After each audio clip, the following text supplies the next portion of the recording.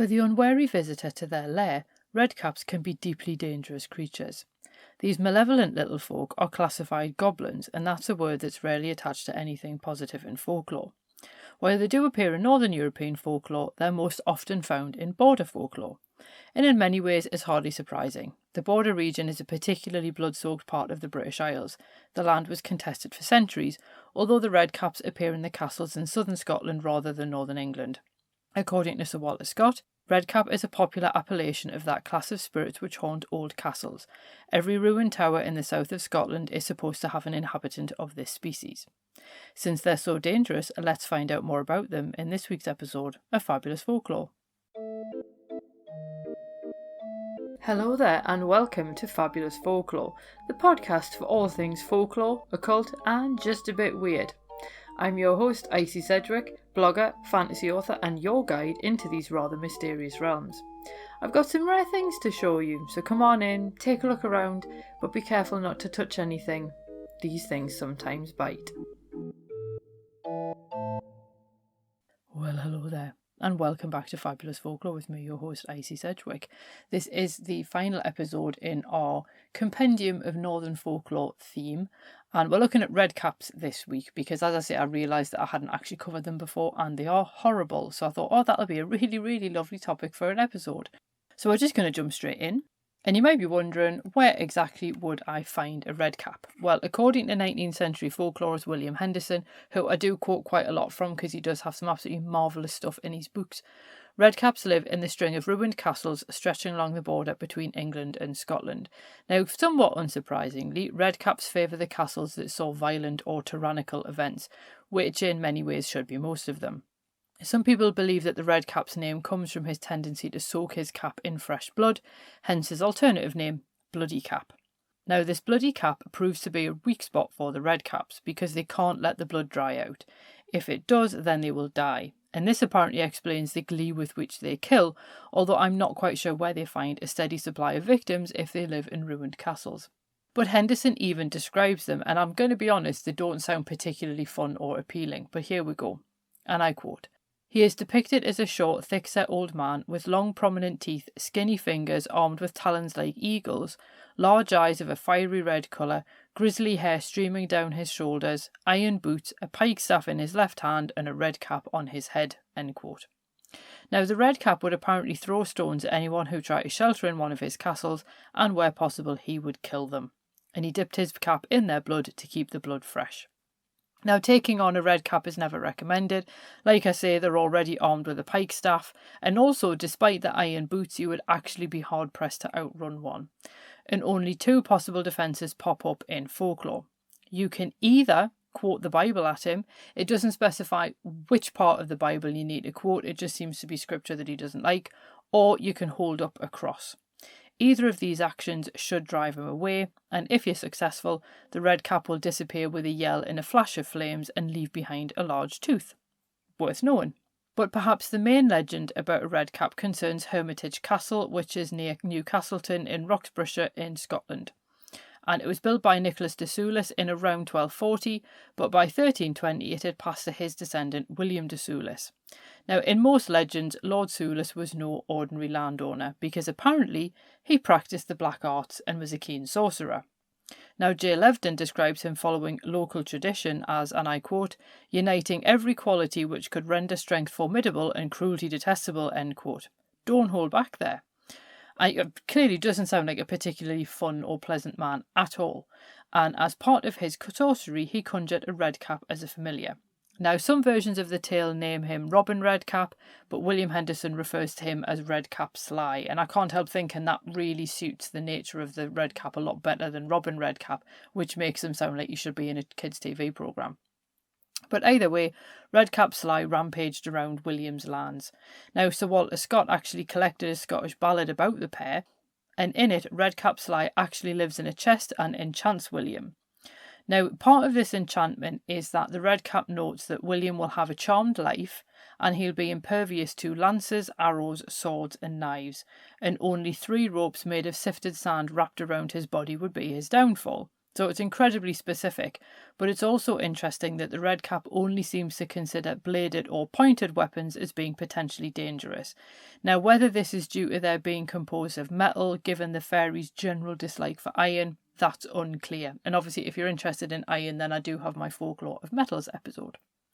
But in the legends, Lord Soulis does indeed meet his end in a most grisly fashion. Now, it doesn't involve 3 ropes made of sifted sand, because that would be amazing. And I think one of the reasons why Redcap Sly chooses that as a potential punishment is it's very similar to the kind of punishments you often see meted out to ghosts that are earthbound in order to do some kind of punishment or penance.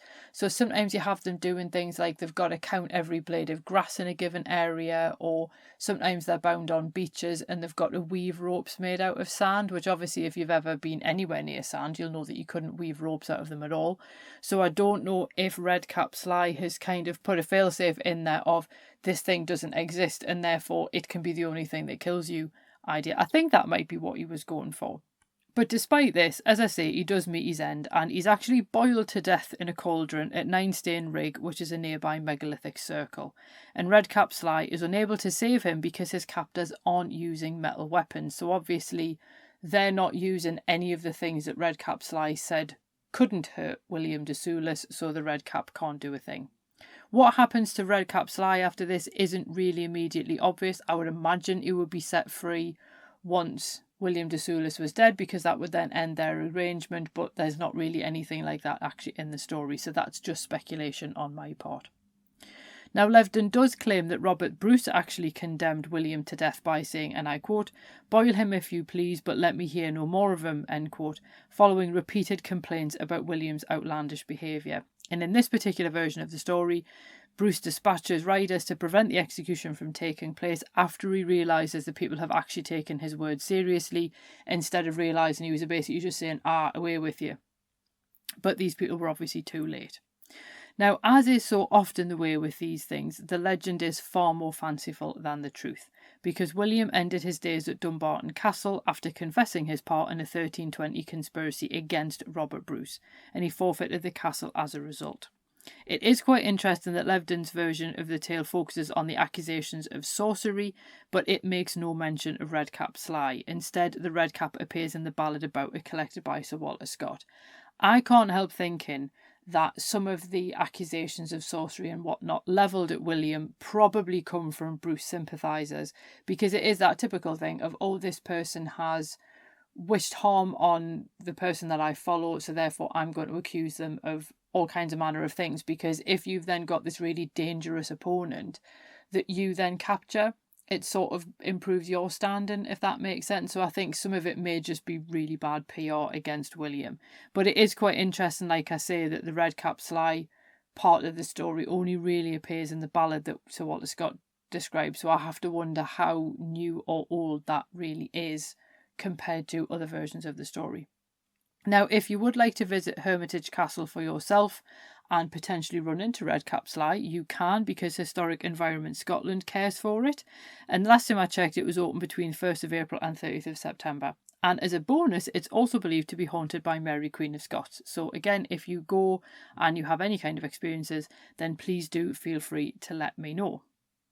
Now, Henderson does note the parallel existence of the Dunta or Powrie in similar border ruins, and these occasionally get sort of conflated with Redcaps as well, because there's not actually a huge amount of Redcap folklore out there. Like, most of the websites will just simply relate what I've already shared with you, sometimes in a little bit less detail. And most people will, come back to this story of William de Soulis, but that's pretty much about it. And you do then end up with these Duntas and Powries appearing instead. Now, they are slightly different because they're noisy and they make sounds like beating flax. And apparently, if that particular sound goes on longer than usual or it's louder than usual, it actually predicts a death. So there's those which sometimes get conflated with Redcaps as well. And according to Henderson, the Picts who built the border castles sometimes used human blood to purify the foundation stones, and this grisly act created resident ghosts in the buildings, and some people have then gone on to wonder if the spirits of these sacrifices then take the form of Redcaps or Duntas. If so, it would be interesting to know how Lord Soulis actually managed to conjure one as a familiar, but as I say, we can only really guess or assume anything, which is often quite a dangerous thing to do with these kind of stories.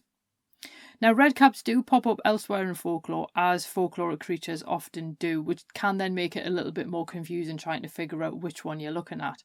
And while the border redcaps favour blood and destruction, there is apparently, according to Catherine Briggs, a redcap at Grantully Castle in Perthshire, who apparently showers anyone who sees him with good fortune, which is nice to know. And vampires.com also claimed that redcaps appear in Ireland, calling them the vampire's cousin, and they say that the cap is actually made from dried human skin. So those ones sound a lot more like the border ones. They've just got a little bit more hardcore in their dress. So if you know anything further about those ones, or you've heard any stories of the Irish redcaps, please do feel free to get in touch and let me know. Now, there are also Dutch redcaps, and they're known as kabuta mannequin, and they're completely different from their Scottish namesakes. And when I posted about these originally on my blog, one of the commenters was sort of saying, oh, you can't just assume that all creatures with a red cap are a red cap, and that's not what I'm doing. I'm just simply pointing out the fact that there are red caps in different bits of folklore who are noted for their red caps. It's just they are different from what you would call a red cap, if that makes sense. So this is where you've got to kind of call red cap all one word versus red cap, which then becomes like an adjective and a noun. But I thought it was worth including them though, just so that you're aware of them. Now, these Dutch red caps apparently wear red from head to foot, and they actually carry out tasks around the house. And one of these does sound remarkably helpful in that they light invisible fires during the night, which will warm the house.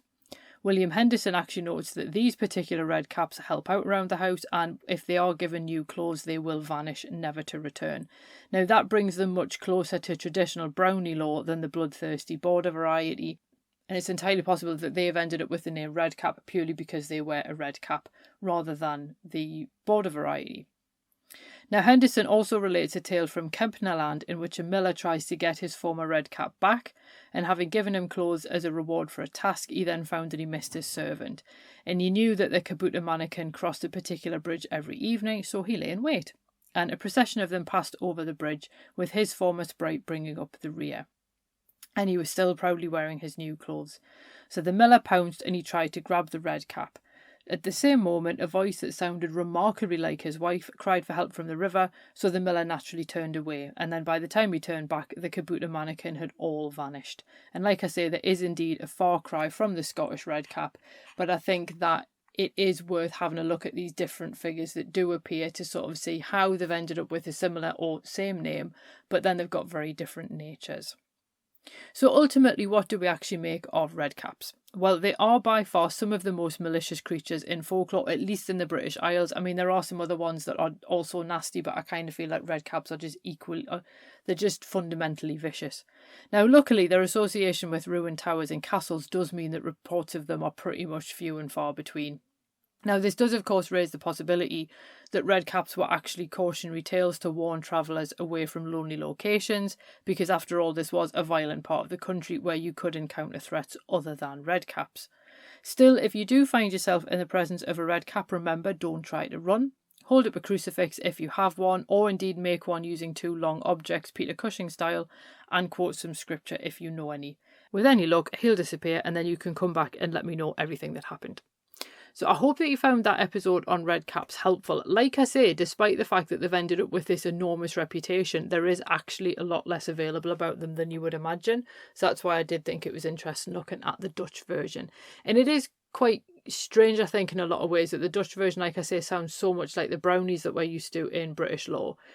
And you think, well, was the redcap ever actually a brownie that's basically just gone bad? And it's like overly possessive over its place after its family have abandoned it, or are they completely unrelated? Are they just cousins who are redcaps, essentially like the branch of the family tree everyone tries to forget about? It's that kind of scenario, I think. But I do think they are quite interesting, and it is also cool to have a look at how they appear elsewhere as well. And that is the end of our Compendium of Northern Folklore month. In July, we will actually be having a look at some more of the Roman deities, but I want to have a look at the ones that don't necessarily always get kind of the headlines. And this was basically inspired by somebody requesting an episode on Sylvanus. And I thought, oh, who'd be really interesting to have a look at? So we're going to have a look at him, and we're definitely going to have a look at Juno, because she has been massively done over essentially with fairly bad PR. So we're going to have a look at her as well. And I'll see who else we'll come up with as well. But I haven't really decided that far in advance yet. I do want to point out that as you're listening to this, I'm actually heading to Sweden for a conference. So there won't be an episode next week because I won't have had time to do one. But because July has 5 Saturdays in it, there will still be 4 episodes in July anyway. Plus, there is also going to be one of the Fabulous Folklore Presents interviews with a graphic novel creator. So hopefully you'll enjoy that as well. So you do have a break next week with no episode, but obviously there's 200 and odd episodes to go back through. So if this is your first time, don't worry, you've got time to catch up. If you're really desperate for more content, obviously there are all the bonus episodes, all 40 odd of them, that are available if you become a Patreon supporter at the $3.50 a month or more tier and all that. Or you can just listen to one of the other fantastic folklore podcasts that are out there, and there are many to choose from. So I'll let you go, and I'll also let you know how my conference went, because I am going to be, as I say, starting off in Stockholm and then we finish in Finland. So I will be going to Helsinki, and yes, I will be folklore hunting while I'm there. So if I find anything interesting, I will tell you when I come back. But other than that, please have a fantastic Saturday, and I will see you not next week, but the week after, when we jump into Roman mythology and start off with Sylvanus. Cheerio. Well, thanks for listening, and I hope you enjoyed that episode. If you did, feel free to leave a review wherever you listen to podcasts, because that helps other people find the show too. It also takes between 4 and 6 hours to research, write, record and edit these episodes, so if you want to help support my time in doing that, then you can buy me a coffee. Or you can join the Fabulous Folklore family on Patreon and enjoy extra benefits, including exclusive episodes and articles and even illustrated talks. All the links you need are below, and thanks in advance.